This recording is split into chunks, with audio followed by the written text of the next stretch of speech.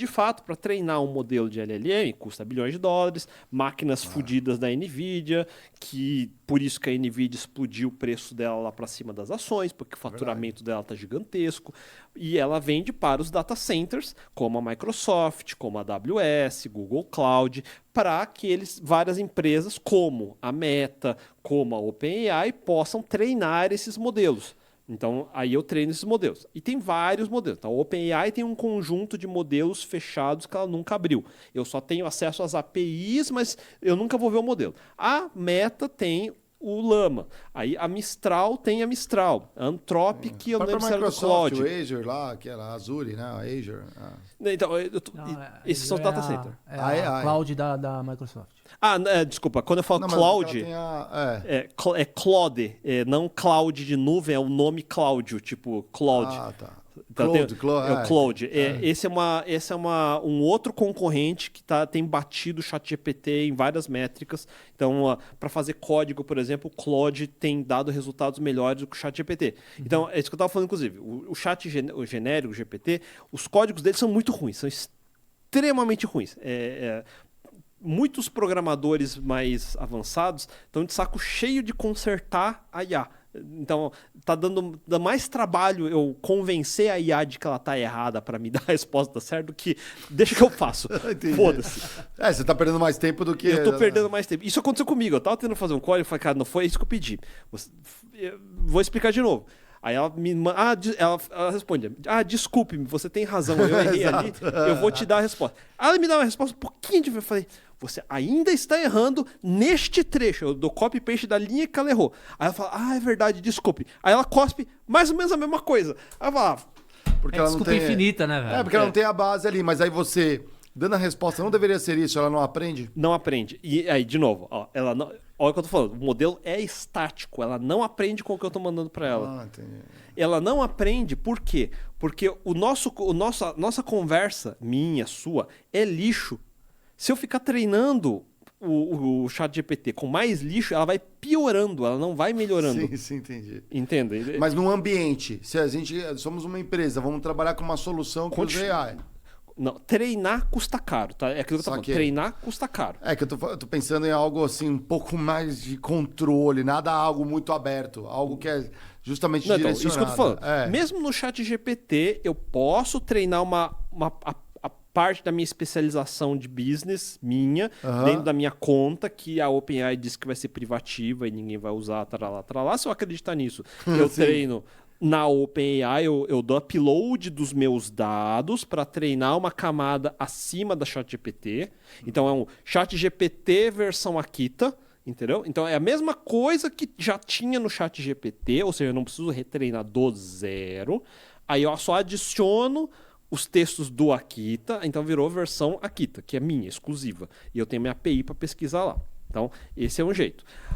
O outro jeito é aquilo que eu falei. Eu coloco no prompt o meu texto como contexto para a pergunta. Eu não preciso treinar nada, é opaco. Entendeu? Isso vale tanto para o ChatGPT e todos os concorrentes, ou para uma que eu instale em casa. E quando eu digo em casa, pode ser numa máquina, num hardware meu dentro da minha empresa, ou num data center como o da Microsoft, onde eu alugo servidores que tenham GPU ou esse hardware da NVIDIA para conseguir rodar esse modelo. Você entendeu? Entendi. E a ideia é que eu já tenho hoje em Azure ou AWS servidores com CPUs. Então eu alugo servidores com CPUs que rodam código geral, que é feito em C, feito em C Sharp, feito em Java, não importa. Eu posso instalar no AWS hoje, certo? Eu já faço isso. Em particular, esses modelos de LLM, eles precisam de uma GPU ou um hardware que rode essas contas vetoriais específicas que uma CPU consegue, mas é muito mais lenta. É por isso que eu preciso de uma GPU ou seja lá qual nome que eu queira dar. A maioria dos nomes são nomes de marketing. Por exemplo, o Google tem TPUs, que são Tensor Processing Units. A AMD e a Apple e todo mundo está lançando em desktop ou notebook, estão lançando NPUs, que são Neural Processing Units. É a mesma merda. O que é um tensor? Eu já ouvi falar de TensorFlow, já deve ter ouvido falar dessa palavra. Então, nunca ouviu falar? O Google tem um projeto open source chamado TensorFlow, para você fazer redes neurais, treinar modelos e tudo, carregar arquivos de modelos e tudo mais. Um tensor, se eu for responder da maneira mais simples, é assim: o que é um vetor? Um vetor, eu acabei de falar, eu tenho, é uma linha, visualmente, é uma seta. Né? É um vetor. Dentro de um modelo bidimensional, em x e y. Certo? Uma matriz, ele é uma grade. Né? Deixa eu ver. A gente sabe bem que é uma matriz, fica tranquilo. Vamos voltar. Porque é um número, a galera em casa. Número escalar. 1, 2, 3, 4, 5. Eu vou chamar isso de dimensão 0. Uma linha, dimensão 1. Uma matriz, dimensão 2, e eu posso, a partir daí, subindo. Um escalar, normalmente a gente aprende no colégio, eu chamo de ponto. Um traço eu chamo de vetor. E um grid eu chamo de matriz, certo? Isso. Mas, na verdade, eu poderia chamar tudo de matriz. Só que essa é matriz de dimensão 0, matriz de dimensão 1, matriz de dimensão 2. É isso aí. Mas, e agora, e acima de matriz, que não é mais dimensão 2? Dimensão 3. Então, em vez disso, eu chamo tudo de tensor. Então, na verdade, um escalar é um tensor de dimensão 0, um vetor é um tensor de dimensão 1, uma matriz é um tensor de dimensão 2, e eu posso ter tensor de dimensão 3, tensor de dimensão 4, eternamente.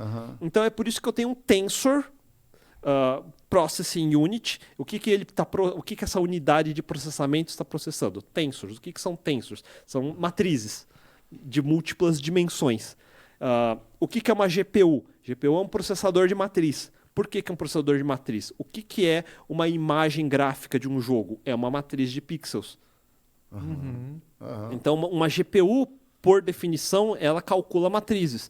Só que, por acaso, a gente aprendeu a representar informação nesse formato de matrizes multidimensionais. Só que uma CPU, ela é especializada em calcular números escalares. Número 1, número 2, número 3. Ela tem coprocessadores para outras coisas, então eu vou excluir os coprocessadores, mas o CPU clássico, ele só calcula números. Some 1 mais 1, divida 3 por 2, multiplique 6 vezes 6, né? Agora, o que uma GPU faz? Pega essa matriz de 300 por 300 e multiplique com essa outra matriz de 300 por 300, uma operação só.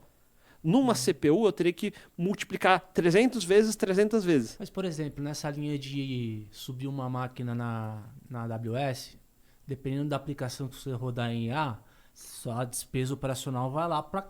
Então, mas é por isso que eu estou explicando que muito enfático que você não tem que treinar do zero. Você vai usar uma LLM que já existe, ou seja, que a Facebook já gastou $1 bilhão para fazer, e você vai treinar só a sua parte, que é uma fração muito pequenininha. Então, beleza, você tem muito dado, vai ser algumas horas, não é meses, entendeu? Entendi.